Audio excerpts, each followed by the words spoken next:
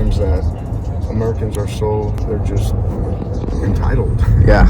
You know, they're given so much here in the United States that these people take it for granted.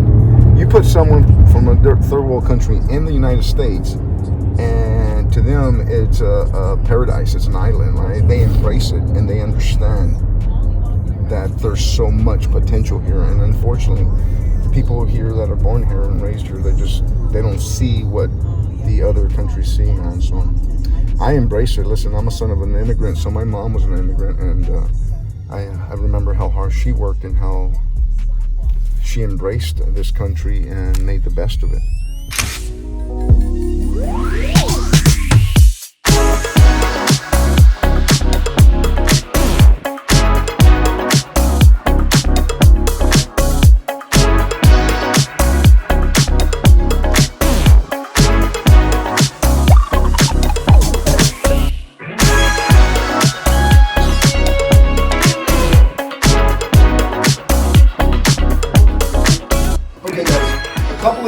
Right, I want to share something that I'm very factual, right? And one of the biggest quotes that Ronald Reagan, who's our former president, you know, God rest his soul, one of his favorite sayings was trust but verify.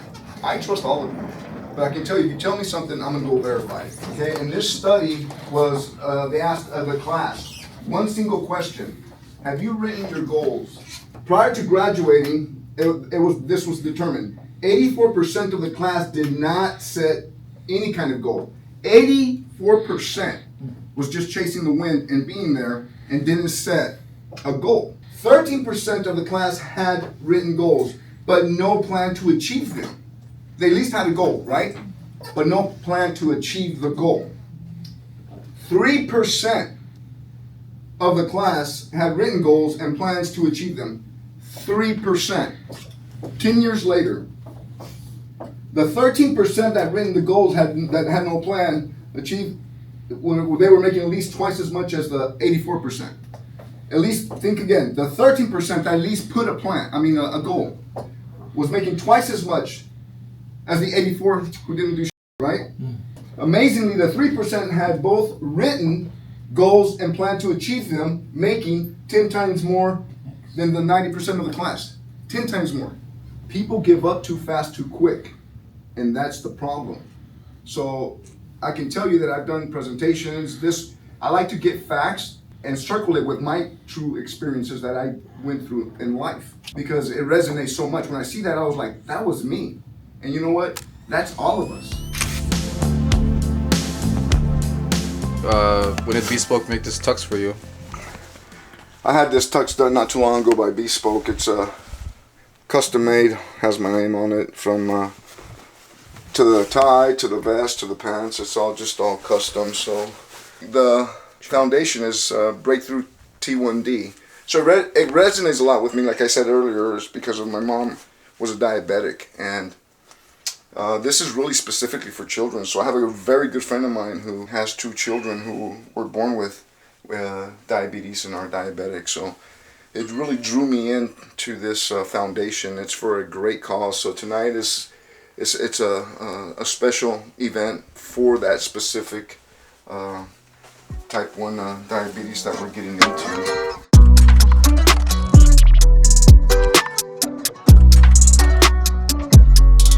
Okay, tell me a little bit about this jacket. This jacket is by Bespoke. It's custom made. It's also specifically for Moses. Oh, that's cool. It's a tux that I had made for special events and galas, and when you need to look your best. Different occasions, different times for different outfits is what it is.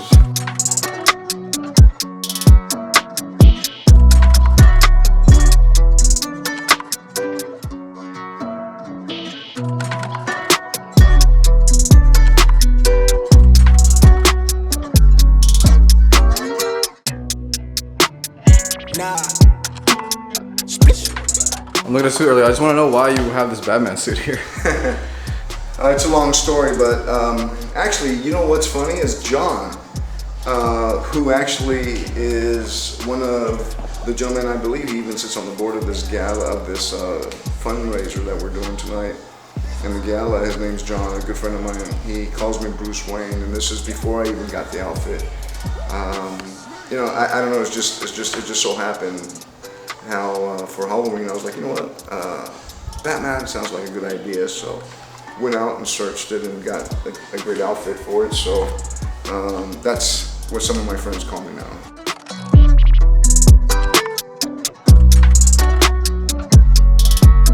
Right now it's about 4:08, and it's funny how people always look at the phone tell time, and everyone has a watch, really, well, not everyone, but most people, and they just still look at their phone for the time, right? But it's a little after 4 on Saturday afternoon, and we're actually having some people here shortly. There should be pulling up any minute, and we're gonna have a couple of cocktails and maybe some appetizers, and then head to the foundation.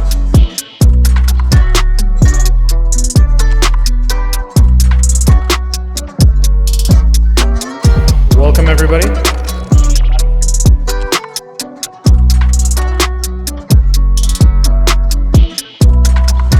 Okay, we got one penguin and a half penguin.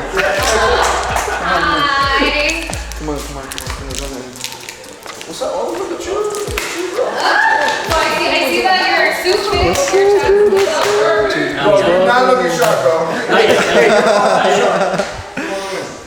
It's okay, bro. Since you're not dressed, you're fine. You're excused.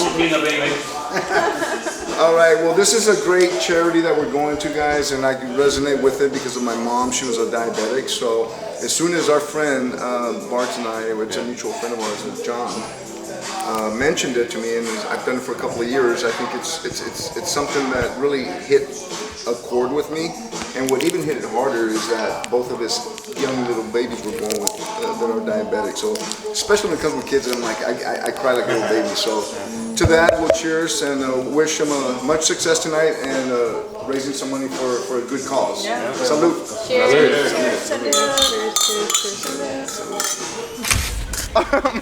I'm like, bro, you don't want us to come in? All right, let's do this. How long did it take Moses to do everything from start to finish? 3 months, maybe? Well, yeah, It's not bad. 3 months.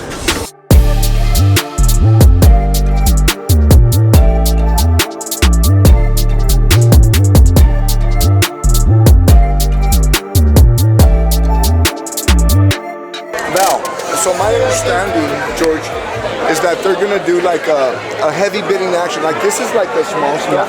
silent. But later on stuff, they're gonna do heavy bidding action, bidding. You guys can bid for the company you guys want. This is like silent. I heard that you're gonna bid on this one if you go behind my desk. For Alex. That's a 17 on top of your boy, you know? Last time Alex is coming to these trips. You're right. Batania.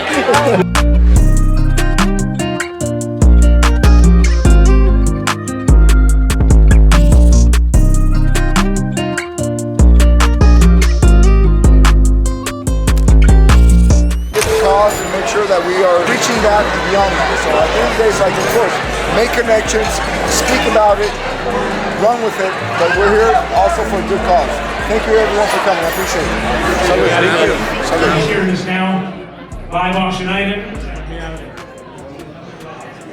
Everyone please say hello to Moses, who is a friend of the organization and watched this and decided he wanted to donate something right here, right now as our final live auction item.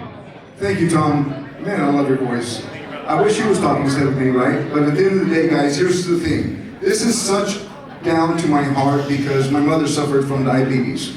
So when I met my friend John Lugo at the gym with my friend Bart here, and we were at the gym and he told me about his son, Xavier, who's an amazing kid if you guys haven't met the kid. He's a rock star. At the end of the day, I was like, what's going on? What's this event? I was not able to make it here last year. And this year was like, I can't miss it. I canceled some events just to be here. One of the things is I'm a son of an immigrant. My name is Moses Heredia, founder and CEO of Global Processing Systems. I've been in business over 23 years, but at the end of the day, I'm also an author, motivational speaker, and I can go on and on about me. But it's not about me, it's about the cause. I want to give a big applause. Please clap your hands for this foundation. It's amazing, guys. Please. Please give it a round of applause. Thank you. This is spontaneously, I just said, you know what, John, I gotta do something. Well, there you are. That's my brother. That's my brother from another mother right there. He has a little bit more hair than I do.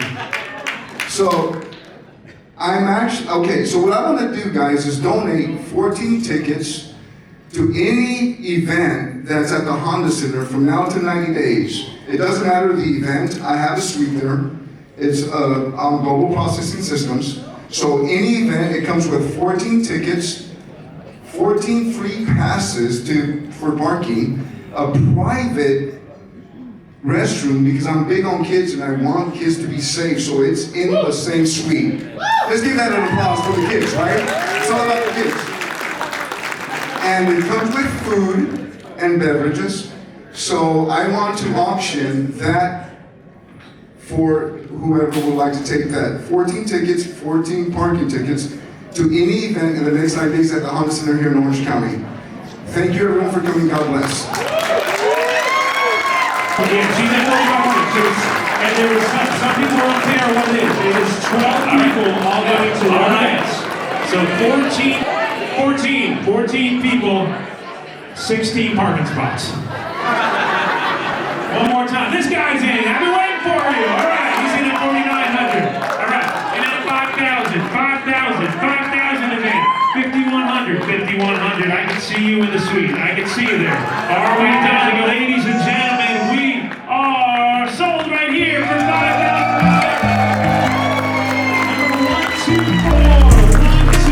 Number 14 seats, 800 in the next 30 days, 28 parking spaces. Let's go.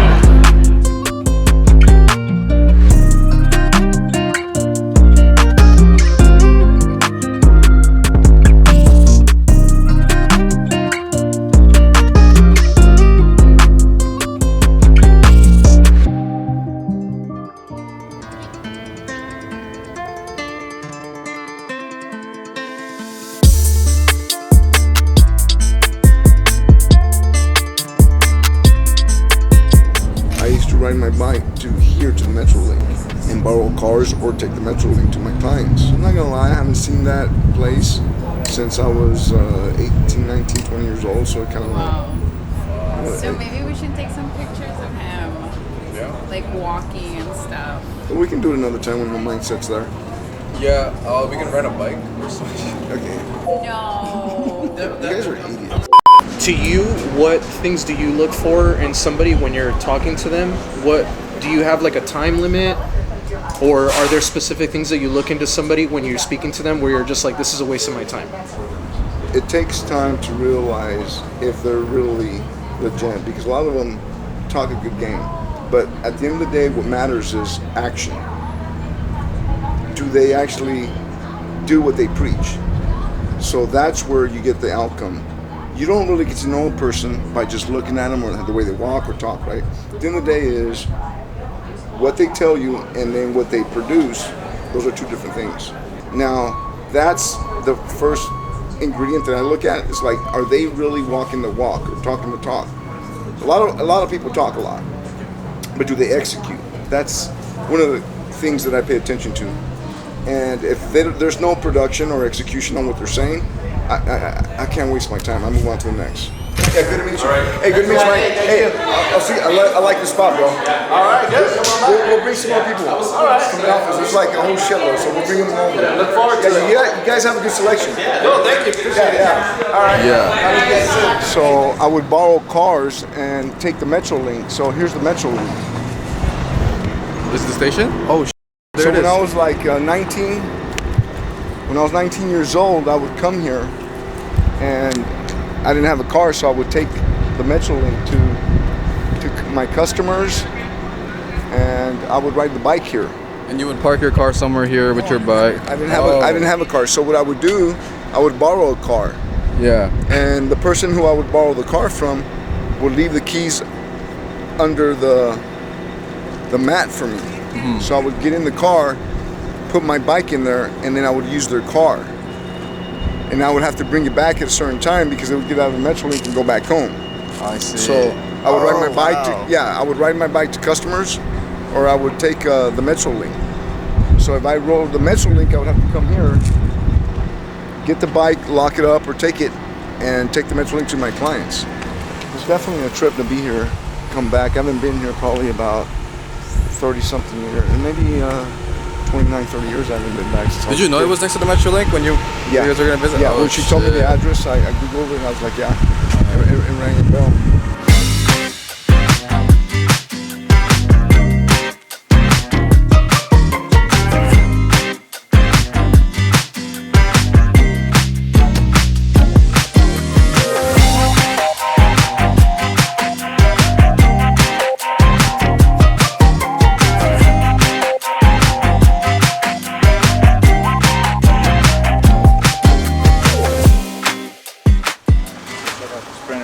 Just had dinner with the amazing Moses, and he knows how to host us. And do you feel also too, I feel like this, but I'm curious for you, like, are there times where you don't see a solution per se, but as leader of the team, you have to like brute force the energy and confidence? Yes. And that will manufacture an answer, more so than you see the answer and then you try to have the team do the plan kind of thing? Absolutely, man. Yeah.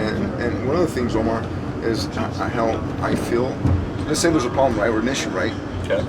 You don't solve it right then in that moment, but as you let it manifest and you think about it and you come up with another solution or another idea, I wake up in the middle of the night and I'm like, oh shit, that's what I need to do. Solutions Yeah. to it. Yeah. Some of my best thoughts are at night and I wake up, or some of my best thoughts is when I'm in the shower. I'm taking the shower and I'm just thinking of the problem, the situation, or the concern that we need to fix. Yeah. And that's where it all just manifests and it just comes together, because I think you're just putting thought into the issue or the problem. It's how you can fix it, man. Because, you know, it like everything we do is not done overnight. You know, it just takes the thought process and how it's built. So. Yeah, and also it's iterative. Yeah. Like you solve it bits and pieces at a time. Yeah.